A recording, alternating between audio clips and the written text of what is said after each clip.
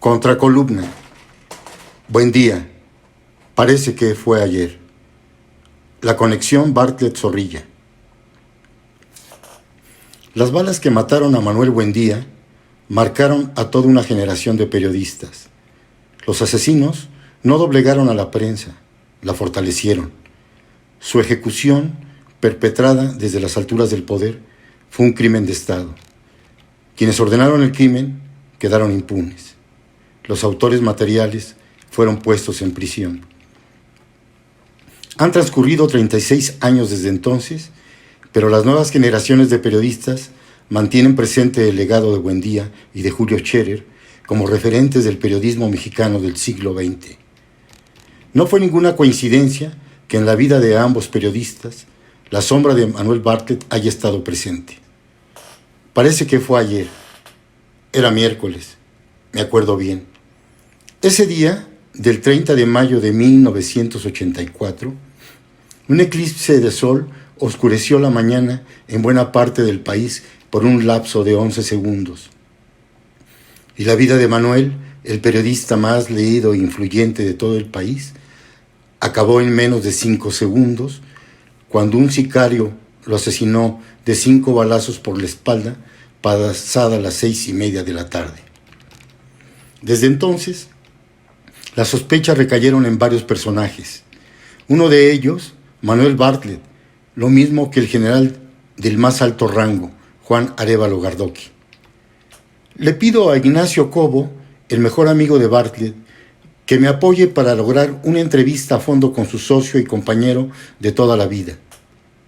Conozco a Nacho desde hace más de 20 años y a Bartlett lo entrevisté por primera vez hace 38, cuando recién había tomado posesión como secretario de Gobernación en el sexenio del presidente Miguel de la Madrid. Me dice Nacho: le pasé tu petición a Manuel. Me pidió que te dijera que podías escribir lo que quisieras, siempre y cuando no digas mentiras. Que le vale madre lo que publiquen de él los periodistas, que todos van a hablar mal de él hasta el día en que se muera. En efecto, Bartlett siempre ha sido renuente a dar entrevistas para evitar ser puesto contra las cuerdas. Sabe que la política es un ring sin cuerdas y que dar un paso en falso lo haría caer al vacío. Sobre el tema Manuel Buendía, Bartlett rehusó una entrevista cara a cara con el periodista Miguel Ángel Granados Chapa. A cambio, Bartlett aceptó responder a un cuestionario en el que respondió deslindándose del crimen y de su relación con su subalterno José Antonio Zorrilla Pérez, quien desempeñaba la titularidad de la Dirección Federal de Seguridad. Por el crimen, Zorrilla purgó una pena de 30 años en prisión, al igual que otros agentes de la Dirección Federal de Seguridad implicados en el homicidio. El periodista Miguel Ángel Granados Chapa documentó este caso en su libro póstumo Buendía, el primer asesinato de la narcopolítica en México, aunque existen otros libros sobre el tema que robustecen la presunta vinculación de Bartlett con el caso Buendía. Bartlett ha sido toda su vida un hombre del sistema. Él mismo se ha jactado de no haber renunciado nunca al PRI. Pertenece a Morena vía el Partido del Trabajo, del que fue senador. Es de los que hablan al oído del presidente Obrador. Es uno de los ideólogos de ese movimiento oscilante que no tiene forma, pero que se identifica más con el fascismo de las camisas guindas. En el viejo régimen del PRI, el secretario de Gobernación gozaba de un poder inconmensurable. El presidente reinaba. El verdadero poder emanaba de Gobernación. Reyes Heroles lo decía: el secretario de Gobernación no habla, se siente. En sus 6 años como titular de Gobernación, Bartlett dejó sentir su poder. Una noche envió a Zorrilla a las oficinas de la revista Proceso para amedrentar a Scherer, y lo consiguió. En 1983, censuró un reportaje que involucraba a familiares de Bartlett con una secta en Venezuela. El escritor Vicente Leñero escribió que Bartlett y Zorrilla no se andan con mamadas. En su libro, Los Presidentes, Scherer narra ese macabro episodio. En el crimen de Buendía, la mano ejecutora salió de la Dirección Federal de Seguridad. La orden la dio Zorrilla y desde las alturas del poder partió la instrucción: encárgate de ello.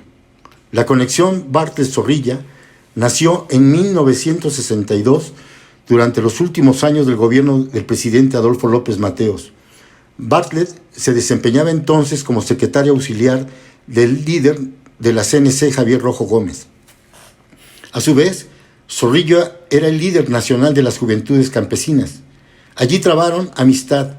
Después coincidieron nuevamente en el sexenio de Luis Echeverría, cuando Mario Moya Palencia era secretario de Gobernación y Bartlett director de gobierno, y Zorrilla se desempeñaba como secretario particular de Fernando Gutiérrez Barrios en la Dirección Federal de Seguridad. Y luego fortalecieron sus lazos cuando Bartlett fue nombrado titular de Gobernación por De la Madrid. Fue entonces que Zorrilla, con el respaldo de Bartlett, ocupó la dirección de la Federal de Seguridad. El resto de la historia ya la sabemos.